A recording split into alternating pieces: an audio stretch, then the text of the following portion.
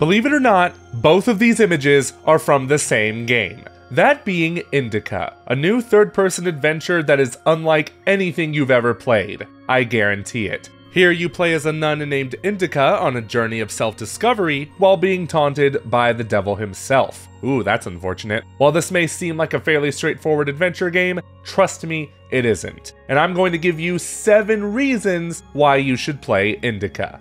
The first one is that it blends gritty, modern realism with a classic retro style sprinkled in there. I've truly never seen a game combine these two drastically different elements together so well. On her journey, Indika will find collectibles that will reward her with experience points, which she can use to upgrade her skill tree with moves like humility and grief. She will also get flashbacks that are depicted in this game with classic 16-bit graphics and gameplay. These segments don't just shake up the gameplay in interesting ways, but they're also clever storytelling tools. Because if she's thinking about the past, why not depict it in the way we played video games in the past? These flashbacks vary from motorcycle races, 2D platforming, and frog jumping. You're not playing as a frog jumping, you're jumping on the frogs. The tables have really turned here. It's almost as if Indika's mind visualizes things in a retro pixel style, even though in this time period, video games won't be a thing for nearly another century. Even during the game's tense moments, that retro stylized game music plays in the background instead of something like a piano or violin,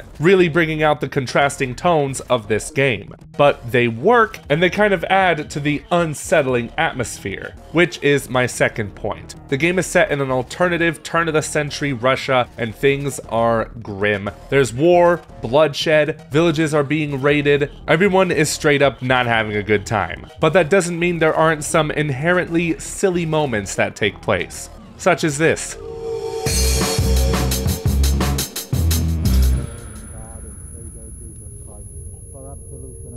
What?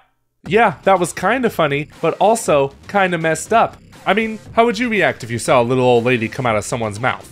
I don't think I'd take it so well. There are moments like this sprinkled all throughout the game, and even though they are silly, seeing them happen in a game this dreary also adds to the unsettling nature. Indika may look like a horror game in the traditional sense, though it is anything but traditional.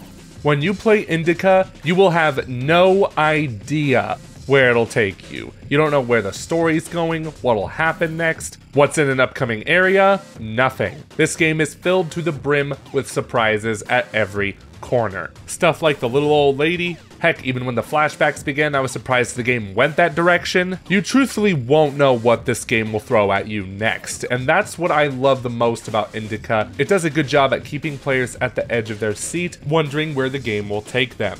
What really helps this mystery is Indika's dreamlike setting. I began this game thinking it was going to be a period piece of sorts, you know, set in early 20th century Russia, with some real-world conflict thrown in there, but the deeper I got into the game, the more I realized that this would not be the case. One of the first enemies I encountered was a giant dog, and I mean a giant dog. We're talking Twilight Saga werewolves up in here. And just when I thought things couldn't get any weirder, I went into a fish factory that would manufacture all kinds of fish, even ones that I don't think exist. Call me crazy, do catfish get this big?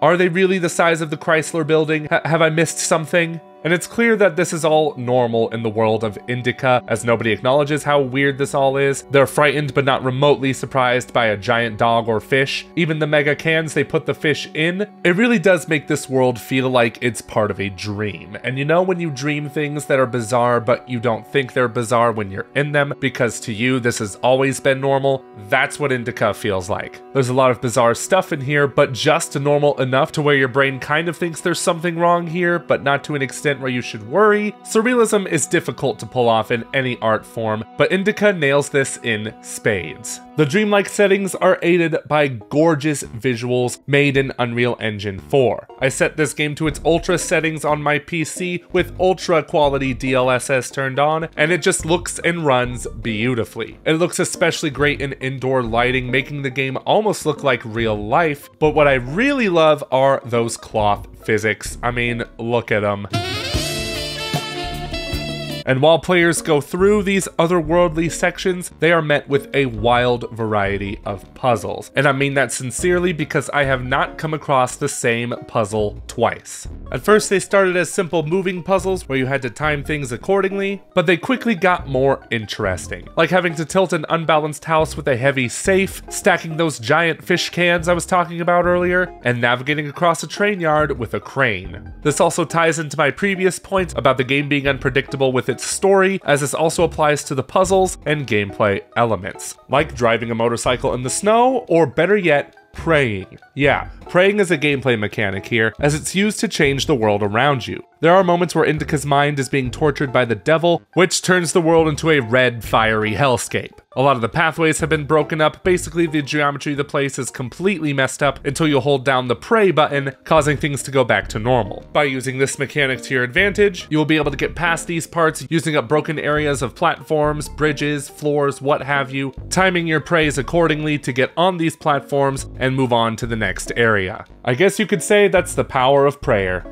And those are 7 reasons to play Indika. It provides a truly unique gaming experience in this day and age, combining a gritty third-person narrative with some classic retro gaming infused in there. There's truly nothing like Indika, and I recommend playing it as it is out now on PC via Steam and GOG, but it's also coming to PS5 and the Xbox Series consoles later this month, so be sure to keep a lookout for when the game launches on your platform of choice. But if you want to buy the game right now, then click the link to the Steam page in the description below. And thank you so much to 11-Bit Studios and Oddmeter for sponsoring this video. Until next time, bye bye.